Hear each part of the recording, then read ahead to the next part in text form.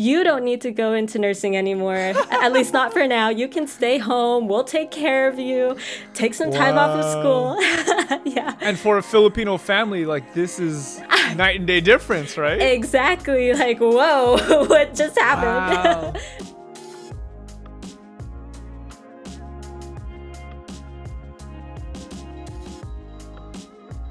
Hazel is a nursing student in the middle of a health pandemic. As we know, many health professionals are putting their lives on the line every single day. And it's daunting, it's very, very scary, and yet this hasn't deterred Hazel's journey. She's still committed to serve other people through nursing. Oh man. Actually, normal still kind of looks normal, like how it is right now, because I am currently a nursing student and I do all my classes online. So I'm still doing classes. You've been prepared for this the whole time. Yeah, exactly. I was ready. I think that my stance on nursing hasn't really changed because, you know what you're signing up for when you go into nursing. Like, you're putting yourself willingly in situations where you're going to be exposed to things that are dangerous. And they talk about that all throughout nursing school. But I think what did change was how my family felt about it. They were all telling me, you don't need to go into nursing anymore, at least not for now. You can stay home. We'll take care of you. Take some time off of school. Yeah. And for a Filipino family, like, this is night and day difference, right? Exactly. Like, whoa, what just happened? Wow. I never would have thought I would have heard the day Filipino parents are like, you don't have to be a nurse. Yeah, exactly. Me neither. I'll admit it can be kind of nerve-wracking thinking about coming into contact with people who do have coronavirus, but then again, can't that happen at any point during our daily lives, So For sure. Yeah. So why do you still say this is what I want to be about? Because, I've always grown up thinking that nursing is such a wonderful thing to get into, just because you're really helping people. Like, if you talk to any nurse, they don't do it for the pay because it's not worth it. So I think that it's just the fact that, I guess for me, it gives me purpose. And the fact that I can still help people. There's no doubt that one of the biggest needs today is healthcare. And when I talk to people in healthcare about why they choose this field, most of the time they say something along the lines of, I want to help people, which sounds good, but I wanted to push back just a little bit on this idea. After all, can't everyone help someone? So why help specifically through nursing?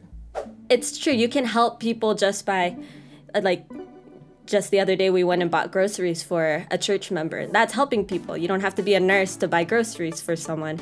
But for me personally, I think that the fact that nursing, of course, it's a professional way of helping people. Like, if I'd never had my nursing training, I couldn't give CPR to someone who was dying. I couldn't tell my family members, like, you have these symptoms, these are the medications that I think you should go after. I guess in my mind, it gives me kind of, I don't know how to describe it, just like an extra tool in my bag that I can use to help people, especially since, sickness, disease, common, daily ailments are something that's always going to be there, something that's very prevalent in my family, things that I can help out with there.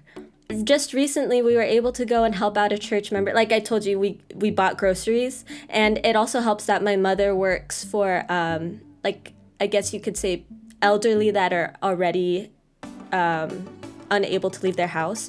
So we go and we help whoever she already has on her list, and as well as church members. My dad had the idea of just asking, in general, any church member who needs help, just let us know and we'll go and help you. Which I think is really cool, because without COVID-19, I don't think we would have been doing that. What have been the most common things that people have been needing help with? Mostly groceries, actually. Like, especially since elderly, they already have, even without COVID-19, they have a hard time going to grocery stores, buying what they need. Now with people taking all the toilet paper, people taking a bunch of the necessities, it's nice that we can go and help people who are less able to. God created us to need each other. to help each other, and in turn, they would actually help us back. Jesus' famous rule, the golden rule, to do unto others as you would have them do unto you. But God also made us dependent upon Him. And yeah, we can absolutely help each other, but sometimes helping others can distract us from focusing on Him. It's kind of, to be honest with you, Justin, I think that I spend less time with God. Uh-oh. I know. Do you feel guilty about that? I Is do. that like, you do? I do, but it's because my focus has shifted more on helping the people, if that makes sense. And it's so interesting because you would think, we're at home more because we can't leave our houses. Like, I have all this time at home. I should have plenty of time to spend with God. But I feel myself, as soon as I wake up in the morning, I'm like, okay, I need to do this, this, and this because I have to go help out Robbie with video for the church. I have to go help my family get these groceries together. I have to help clean the house. I have to do all these things that at the end of the day, I'm like, oh my goodness, I didn't do my devotions this morning, Like, I run into these problems daily, and it's just interesting. I would say, actually, because we're so focused on so many people, just kind of taking that aspect and applying it to spending time with Jesus. So maybe to make it more clear, since I'm already doing so much with my family to serve, just also taking my family and telling them hey, let's just take a second to just spend time with Jesus. And so we'll take a moment to just pray together, or we'll take a moment and do devotionals together, because we're already doing all our service together. Why not just spend some time with Jesus together too, right?